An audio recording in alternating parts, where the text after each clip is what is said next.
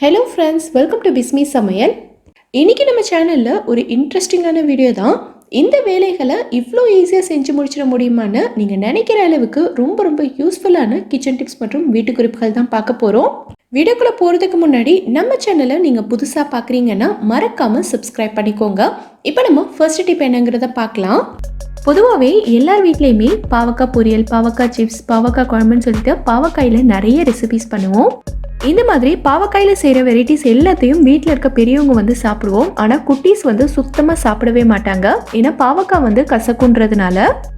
So இந்த மாதிரி இருக்கிற வீடுகளில் பெரியவங்கள்லேருந்து குட்டீஸ் வரைக்கும் அத்தனை பேரும் விரும்பி சாப்பிட்ற அளவுக்கு இந்த பாவக்காயில் இருக்க கசப்பை மட்டும் எப்படி தனியாக எடுக்கிறதுன்ற டிப்பை தான் பார்க்க போகிறோம். பாவக்காயை நல்லா கழுவிட்டு அதில் இருக்க விதை எல்லாத்தையும் எடுத்துருங்க. எடுத்துட்டு உங்களுக்கு வேண்டிய சைஸில் கட் பண்ணிக்கோங்க. நான் இந்த மாதிரி கட் பண்ணியிருக்கேன். பாவக்காய் சிப்ஸ் போடுறதுக்கும் நீங்கள் இதே மெத்தடை ஃபாலோ பண்ணிக்கலாம். சிப்ஸ் போடுறதுக்கு பாவக்காயை ரவுண்டாக கட் பண்ணிக்கோங்க. ஸோ பார்க்குறதுக்கு அழகாக இருக்கும். இந்த மாதிரி ஒரு பவுலில் போட்டுட்டு இது கூட நம்ம கொஞ்சமாக உப்பு சேர்த்துக்கலாம். நம்ம சேர்த்த உப்பு எல்லா பாவக்காயிலையும் படுற மாதிரி நல்லா கலந்து விட்டுருங்க. இப்போ இந்த பாவக்காயை ஒரு 10 நிமிஷத்துக்கு அப்படியே விட்டுருங்க. ஒரு 10 நிமிஷத்துக்கு அப்புறமா பார்த்தீங்கன்னா நம்ம உப்பு சேர்த்துருக்கிறதுனால பாவக்காய் நல்லா தண்ணி விட்டுருக்கோம். இப்போ இந்த தண்ணி எல்லாத்தையும் நல்லா பிழிஞ்சிட்டு பாவக்காயை மட்டும் நம்ம வெளியில் எடுத்துக்கலாம். நான் பிழியும் போதே உங்களுக்கு தெரியும் எந்த அளவுக்கு தண்ணி விட்டுருக்குன்னு. இந்த தண்ணியிலேயே பாவக்காயில் இருக்க கசப்பு எல்லாமே இறங்கிரும். பாவக்காயில் இருக்க கசப்பு உங்களுக்கு முழுமையாக போகலைனாலும் கண்டிப்பாக ஒரு 60% அளவுக்கு அது கம்மியாக இருக்கும். ரொம்ப யூஸ்ஃபுல்லாக இருக்கும்னு நினைக்கிறேன். ட்ரை பண்ணி பாருங்கள். நம்ம எல்லார் வீட்லேயுமே அடிக்கடி ரசம் செய்வோம். ஒரு சிலர் வீட்டில் பார்த்தீங்கன்னா குழம்போட டெய்லியுமே ரசமும் சேர்த்து செய்வாங்க.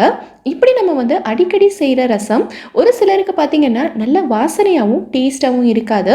ஸோ அப்படி இருக்கிறவங்க இப்போ நான் சொல்கிற ஒரு டிப்பை ட்ரை பண்ணி பாருங்கள். ரசம் அவ்வளோ டேஸ்டாகவும் அவ்வளோ வாசனையாகவும் இருக்கும். இங்கே நான் எண்ணெய் சூடானதுக்கு அப்புறமா கடுகு சேர்த்து பொரிய விட்டுருக்கேன். எப்போவுமே கடுகு பொரிஞ்சதுக்கு அப்புறமா நிறைய பேர் பெருங்காயத்தூள் சேர்ப்பாங்க. எண்ணெய் இவ்வளோ சூடாக இருக்கும்போது பெருங்காயத்தூள் சேர்க்கவே கூடாது. ஒன்று எண்ணெய் மிதமான சூடில் இருக்கும்போது சேர்க்கணும். அப்படி இல்லைன்னா இப்போ நான் சொல்கிற மாதிரி நீங்கள் சேர்த்துக்கலாம். இந்த பெருங்காயத்தூள் தான் நம்ம ரசத்தோட டேஸ்ட்டையும் வாசனையும் நல்லா என்ஹான்ஸ் பண்ணி கொடுக்கும். ஒரு சின்ன கிண்ணத்தில் நான் தேவையான அளவுக்கு பெருங்காயத்தூள் எடுத்துக்கிறேன். இது கூடவே நம்ம கொஞ்சமாக தண்ணி சேர்த்து இதை நல்லா கரைச்சிக்கலாம். நீங்கள் மிதமான சூடில் இருக்கக்கூடிய தண்ணி எடுத்தீங்கன்னா இது உங்களுக்கு சீக்கிரமாகவே கரைஞ்சி வந்துடும். கட்டி எதுவுமே இல்லாமல் நல்லா கரைச்சி விட்டுக்கோங்க. ரசத்துக்கு வேண்டிய எல்லா பொருட்களையும் சேர்த்ததுக்கப்புறமா இந்த மாதிரி எல்லாமே ஒன்று சேர்ந்து நல்லா நொர கட்டி வரும் பார்த்தீங்களா? அந்த டைமில் நம்ம கரைச்சி வச்சுருக்க பெருங்காயத்தை இதில் சேர்த்துடலாம். நல்லா கலந்து விட்டுட்டு இது எல்லாமே கொதிக்க ஆரம்பிக்கும் போது நம்ம ஸ்டவ் ஆஃப் பண்ணிக்கலாம். ஸோ இப்போ நான் சொன்ன மாதிரி நீங்கள் பெருங்காயத்தை கடைசியில் சேர்த்து ரசம் வச்சு பாருங்கள். உங்கள் வீட்டில் இருக்கிற எல்லாருமே உங்களை பாராட்டுவாங்க. அவ்வளோ சூப்பராக வரும். இந்த டிப் உங்களுக்கு யூஸ்ஃபுல்லாக இருந்ததுன்னா மறக்காமல் எனக்கு கமெண்ட்டில் சொல்லுங்கள். இப்போ நம்ம அடுத்த டிப் என்னங்கிறத பார்க்கலாம். இப்போ இருக்க இந்த மழை நேரத்தில் குளிர்காலத்துலலாம் பார்த்தீங்கன்னா காஞ்ச மிளகாயில் மேலே ஒரு மாதிரி வெள்ளை வெள்ளையாக ஃபங்கஸ் ஃபார்ம் ஆன மாதிரி இருக்கும். நம்ம புதுசாக பாக்கெட்லேருந்து பிரிக்கும் போதே பார்த்தீங்கன்னா இந்த மாதிரி வெள்ளை வெள்ளையாக தான் இருக்குது. இந்த காஞ்ச மிளகாயை நம்ம அப்படியே பாட்டிலில் போட்டு ஸ்டோர் பண்ணிட்டோன்னா இது சீக்கிரமாகவே கெட்டு போயிடும்.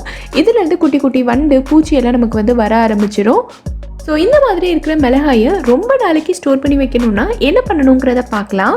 ஃபஸ்ட்டு ஒரு காஞ்ச துணி அப்படி இல்லைனா ஒரு டிஷ்யூ எடுத்துக்கோங்க. எடுத்துகிட்டு இதுக்கு மேலே வெள்ளை வெள்ளையாக இருக்கிறதெல்லாம் ஃபுல்லாக தொடச்சிடலாம். எல்லா மிளகாயுமே இந்த மாதிரி ஃபுல்லாக தொடச்சிட்டேன். இப்போ அடுத்து இந்த மாதிரி ஒரு பேன் சூடு பண்ணியிருக்கேன். இதில் நம்ம தொடச்சி வச்சுருக்க மிளகாய் எல்லாத்தையும் கொட்டிட்டு லைட்டாக வறுத்துக்கலாம். காஞ்ச மிளகாயெல்லாம் வறுக்கும் போது ஸ்டவ்வை நல்லா குறைச்சி லோ ஃப்ளேமில் வச்சுக்கோங்க. இந்த மாதிரி காஞ்ச மிளகாயெல்லாம் வறுக்கும்போது பார்த்திங்கன்னா நமக்கு அதிகமாக நெடி ஏறும். ஸோ இது நமக்கு கண் மூக்கிலெல்லாம் பயங்கர எரிச்சலாக இருக்கும். ஸோ இந்த மாதிரி ஆகாமல் இருக்கிறதுக்கு இதில் நம்ம கொஞ்சமாக உப்பு சேர்த்துக்கலாம். இந்த மாதிரி நம்ம உப்பு சேர்த்து வறுக்கும்போது இதிலேருந்து அதிகமாக நெடி வராது. எவ்வளோ நேரம் வேணாலும் நம்ம நின்று வறுக்கலாம். இந்த மாதிரி வறுத்ததுக்கப்புறமா ஒரு பிளேட்டில் கொட்டி நல்லா ஆற விட்டுருங்க. நல்லா ஆறினதுக்கப்புறமா ஒரு டப்பாவில் போட்டு ஸ்டோர் பண்ணிக்கலாம்.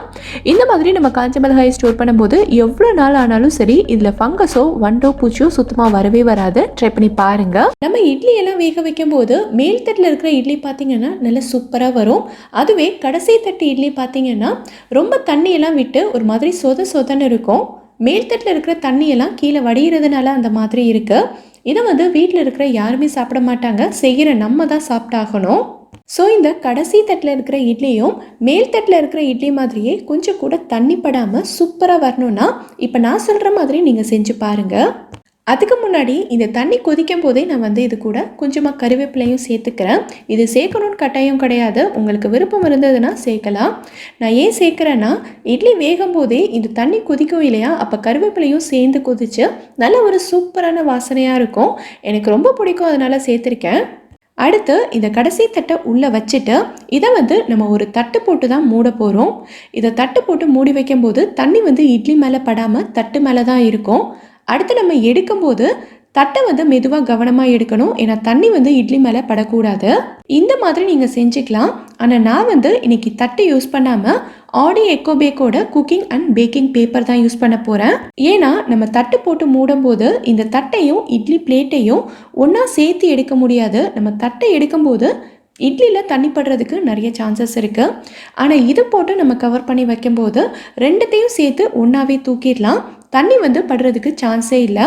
இது இட்லியில் ஒட்டிக்குமோன்னு நீங்கள் கொஞ்சம் கூட யோசிக்கவே வேண்டாம், ஏன்னா இது நான்ஸ்டிக், ரொம்ப ஈஸியாகவே எடுக்க வரும். அது மட்டும் இல்லாமல் இது ரீயூசபிள். இந்த ப்ராடக்ட் உங்களுக்கு வேணும்னா டிஸ்கிரிப்ஷனில் லிங்க் இருக்குது, செக் பண்ணி பாருங்கள். உங்களுக்கு தட்டை யூஸ் பண்ணுறது தான் ஈஸியாக இருக்குன்னா நீங்கள் அதையே ஃபாலோ பண்ணிக்கோங்க. இப்போ நம்ம அடுத்த டிப் என்னங்கிறத பார்க்கலாம். இன்னைக்கு நம்ம நான்வெஜ் எல்லாம் சமைக்க போகிறோம் அப்படின்னா, சப்போஸ் இது நம்ம ஃப்ரீசரில் ஸ்டோர் பண்ணி வச்சுருந்தோன்னா நம்ம சமைக்கிறதுக்கு ஒரு 2-3 மணி நேரத்துக்கு முன்னாடியே இதை எடுத்து வெளியில் வச்சாதான் இதில் இருக்கிற ஐஸ் எல்லாம் விட்டு நல்லா டீஃப்ரோஸ்ட் ஆகி வரும். ஒருவேளை நம்ம ஃப்ரீசர்லேருந்து எடுத்து வைக்கிறதுக்கு மறந்துட்டோம், நம்மக்கிட்ட கொஞ்சம் டைம் தான் இருக்குது, அதுக்குள்ளே இது சமைச்சாகணுங்கிற நேரத்தில் இதை ரொம்ப ரொம்ப ஈஸியாக எப்படி டீஃப்ரோஸ்ட் பண்ணுறதுன்னு பார்க்கலாம். நம்ம வீட்டில் உப்பு இருக்கும்ல, அது எடுத்துக்கோங்க. தூள் உப்பாக இருந்தாலும் பரவாயில்ல, கல் உப்பாக இருந்தாலும் பரவாயில்ல. இந்த உப்பை கொஞ்சமாக இது மேலே அப்படியே தூவி விட்டுக்கலாம். நான் இன்னைக்கு கல் உப்பு தான் யூஸ் பண்ணியிருக்கேன். உப்பு தூவி விடும்போது இந்த ஐஸ் கட்டியெல்லாம் உருகி சீக்கிரமே நமக்கு டீஃப்ரோஸ்ட் ஆயிரும். ஃப்ரீசர்லலாம் நல்லா ஐஸ் கட்டிக்கிச்சு அப்படின்னா ஒரு துணியில் கொஞ்சமாக உப்பு தூவிட்டு ஃபுல்லாக தொடச்சி விடுவோம் இல்லையா, அதே மாதிரி தான் இங்கேயும். கொஞ்ச நேரம் இதை அப்படியே மூடி வச்சிடலாம். நீங்கள் கவரில் ஸ்டோர் பண்ணி வச்சுருந்தீங்க அப்படின்னா கவரை நல்லா டைட்டாக முடிச்சு போட்டுருங்க. இந்த மாதிரி செய்யும்போது ஐஸ் கட்டியெல்லாம் சீக்கிரமே உருகி நமக்கு ரூம் டெம்பரேச்சருக்கு வந்துடும். சிக்கன், மட்டன் இல்லை மீன் எதுவாக இருந்தாலும் நீங்கள் இதே மாதிரி செய்யலாம். ஸோ இனி இதை டீஃப்ரோஸ்ட் பண்ணுறதுக்கு நம்ம ரொம்ப நேரம் காத்திருக்காம சீக்கிரமாகவே வேலையை முடிச்சிடலாம். ட்ரை பண்ணி பாருங்கள். இப்போ நம்ம அடுத்த டிப் என்னங்கிறத பார்க்கலாம். நம்ம வீட்டில் ஸ்கூலுக்கு போகிற குழந்தைங்கள்லாம் இருந்தாங்கன்னா இந்த மாதிரி ஒயிட் சாக்ஸ் போடுவாங்க. இந்த ஒயிட் சாக்ஸோட நிலைமையை கேட்கவே வேண்டாம். ஸ்கூலில் பிடி பீரியடில் விளையாண்டு, கிரவுண்டில் விளையாண்டு ரொம்ப அழுக்காக கொண்டு வருவாங்க. இதை துவைக்கும் போது இதை ப்ரஷ் போட்டு தேய்ச்சி நம்ம கையை தான் வலிக்கும். இதை நம்ம ப்ரஷ் போட்டு தேய்க்காமலேயே கொஞ்சம் கூட கஷ்டமே படாமல் நல்லா பளிச்சுன்னு புது சாக்ஸ் மாதிரி துவைக்க முடியும். இப்படிங்கிறத பார்க்கலாம். இந்த பவுலில் நான் சுடு தண்ணி எடுத்திருக்கேன். தண்ணி நல்ல சூடாக இருக்கணும். இந்த சாக்ஸ் மூழ்கிற அளவுக்கு நீங்கள் தண்ணி எடுத்துக்கிட்டால் போதும். இந்த சுடு தண்ணியில் நம்ம பேக்கிங் சோடா சேர்த்துக்கலாம். இது நம்ம வீட்டில் எப்போவுமே இருக்கிற ஆப்ப சோடா தான். 1-2 டீஸ்பூன் வரைக்கும் சேர்த்துக்கலாம். நான் இன்றைக்கி 2 செட்டு சாக்ஸ் தான் வச்சுருக்கேன். ஸோ 1 டீஸ்பூன் அளவுக்கு தான் சேர்த்துருக்கேன். சுடு தண்ணியில் சேர்த்த உடனேயே இது டக்குன்னு கரைஞ்சிரும். இப்போ நம்ம வச்சுருக்க சாக்ஸ் எல்லாத்தையும் இதில் போட்டு அப்படியே ஊற வச்சிடலாம். அப்பப்போ லைட்டாக இந்த மாதிரி பெரட்டி விட்டுக்கோங்க. சுடு தண்ணியும் பேக்கிங் சோடாவும் சேரும்போது இதில் இருக்கிற அழுக்கு எல்லாத்தையுமே நமக்கு நல்ல லூஸ் ஆக்கி தரும். ஸோ நம்ம ப்ரஷ் போட்டு தேய்க்க வேண்டிய அவசியமோ இல்லை ரொம்ப நேரம் தேய்க்க வேண்டிய அவசியமோ இருக்காது. இதை நான் பெரட்டி விடும்போதே உங்களுக்கு தெரியும் எவ்வளோ அழுக்கு கலண்டு வந்திருக்குன்னு. ஒரு அரை மணி நேரம் நல்லா ஊற விட்டுட்டு அடுத்து கையால் கசக்குனீங்கனாலே போதும், இதில் இருக்க 3/4 அழுக்கு உங்களுக்கு போயிடும். அடுத்து இதில் கொஞ்சமாக சோப் பவுடர் போட்டுட்டு லைட்டாக கசக்கினாலே போதும், சாக்ஸ் நமக்கு நல்லா பளிச்சுன்னு வந்துடும். அடுத்து இதை நம்ம எப்பயும் போல் நல்ல தண்ணியில் அலசிட்டு அப்படியே காய போட்டுடலாம். இது ஒயிட் சாக்ஸ்க்கு மட்டும் இல்லை, நிறைய அழுக்கு இருக்க எல்லா துணிகளையுமே நீங்கள் இதே மாதிரி துவைக்கலாம். முக்கியமாக ஒயிட் ஷர்ட் எல்லாம் பார்த்தீங்கன்னா காலரில் நிறைய அழுக்கு இருக்கும் இல்லையா, ஸோ அதை கூட நீங்கள் இதே மெத்தடில் துவைச்சா ரொம்ப ஈஸியாக இருக்கும். இந்த டிப் உங்களுக்கு யூஸ்ஃபுல்லாக இருந்ததுன்னா வீடியோவை லைக் பண்ணிவிட்டு நம்ம சேனலை சப்ஸ்கிரைப் பண்ணிக்கோங்க. இப்போ நம்ம அடுத்த டிப் என்னங்கிறத பார்க்கலாம். நம்ம வீட்டில் ஃபெஸ்டிவல் டைம்லேயோ இல்லை ஏதாவது ஒரு ஃபங்க்ஷன் நேரத்துலையோ மொத்தமாக நிறைய வாழைப்பழங்கள் வாங்கும்போது எல்லா வாழைப்பழமுமே ஒரே நேரத்தில் பழுத்துரும். ஒரே நேரத்தில் எல்லா பழமும் பழுத்துருச்சுன்னா நம்ம மொத்தமாக சாப்பிட்டு முடிக்க முடியாது. இதை அப்படியே விட்டுட்டாலும் நமக்கு ரொம்ப கடிஞ்சு போயிடும். ஸோ இதிலேருந்து நமக்கு ஒரு பாதி அளவுக்கு அது வேஸ்ட் ஆகிற மாதிரி இருக்கும். ஸோ இனிமேல் நீங்கள் வந்து வாழைப்பழம் ரொம்ப பழுத்துருச்சு ஆனால் யாருமே சாப்பிடல அப்படின்னா டென்ஷன் ஆக வேண்டியதே இல்லை. ஒரு சூப்பரான ஐடியா இருக்குது. பழத்தை இந்த மாதிரி குட்டி குட்டியாக கட் பண்ணிவிட்டு இதை வந்து இந்த மாதிரி ஒரு ஏர்டைட் கண்டெய்னர்லையோ அப்படி இல்லைன்னா ஒரு ஜிப்லாக் கவர்லையோ போட்டு ஃப்ரீசரில் வச்சுருங்க. இந்த மாதிரி கட் பண்ணி நம்ம ஃப்ரீசரில் போட்டு வச்சுக்கிட்டோன்னா நமக்கு தேவைப்படும் போது இதை எடுத்து யூஸ் பண்ணிக்கலாம். வீட்டில் இருக்க குட்டீஸ் எல்லாம் கேட்கும்போது நம்ம எடுத்து ஸ்மூதி செய்கிறதுக்கோ இல்லை கேக் செய்கிறதுக்கோ நம்ம யூஸ் பண்ணிக்கலாம். மேல் பழம் வேஸ்ட் ஆகுதுன்னு சொல்லிட்டு நீங்கள் டென்ஷன் ஆக வேண்டாம், இதே மாதிரி செய்யலாம். இப்போ நம்ம அடுத்த டிப் என்னங்கிறத பார்க்கலாம். நான் முன்னாடியே ஒரு வீடியோவில் மணி பிளான்ட்டை பற்றி ஒரு டிப் சொல்லியிருந்தேன். மண்ணில் வச்சு வளர்க்குற மணி பிளான்ட்டுக்கு நல்ல க்ரோத் இருக்கணும், அது வந்து நல்ல பசுமையாகவும் இலைகள் வந்து நல்ல நீளமாகவும் இருக்கணும்னா என்ன பண்ணணுங்கிறத சொல்லியிருந்தேன். ஸோ அந்த வீடியோவோட கமெண்ட்டில் ஒரு சிஸ்டர் வந்து கேட்டிருந்தாங்க, நம்ம தண்ணியில் வளர்க்குற மணி பிளான்ட்டுக்கும் நல்ல க்ரோத் இருக்கணும்னா டிப் சொல்லுங்கன்னு. இந்த மணி பிளான்ட் கட்டிங்ஸ் வந்து நான் தண்ணியில் வச்சு 1 மாதம்தான் ஆகுது, நல்ல க்ரோத் இருக்குது. இதோட வேர்களை பார்க்கும்போதே உங்களுக்கு தெரியும்னு நினைக்கிறேன். நல்ல சூப்பராக வளர்ந்து வந்திருக்கு. இதில் வந்து நிறைய புது புது இலைகளும் வந்திருக்கு. அதே மாதிரி இந்த செடியோட ஹைட்டுமே நல்ல இன்க்ரீஸ் ஆகிருக்கு. இந்த இலையோட நுனிப்பகுதி லைட்டாக காஞ்சி வந்திருக்கு அப்படின்னா அதை வந்து அப்படியே விட்டுறாதீங்க, அதை டக்குன்னு கட் பண்ணி எடுத்துடணும். இந்த செடி வந்து உங்களுக்கு சீக்கிரமாக வளர்ந்து வரணும் அப்படின்னா இதில் நீங்கள் வந்து 1/2 டீஸ்பூன் அளவுக்கு பால் சேர்த்துக்கோங்க. பால் வந்து காய்ச்சாத பாலாக இருக்கணும்.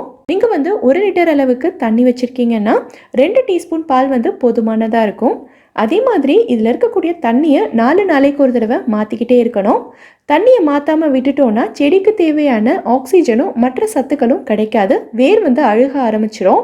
ஸோ இந்த மாதிரி நீங்கள் கேர் பண்ணிக்கிட்டாலே போதும், மணி பிளான்ட் வந்து சூப்பராக வளர்ந்து வரும். கண்டிப்பாக ட்ரை பண்ணி பாருங்கள். இந்த வீடியோவில் நான் சொல்லியிருக்க டிப்ஸ் எல்லாமே உங்களுக்கு ரொம்பவே யூஸ்ஃபுல்லாக இருந்திருக்கும்னு நினைக்கிறேன்.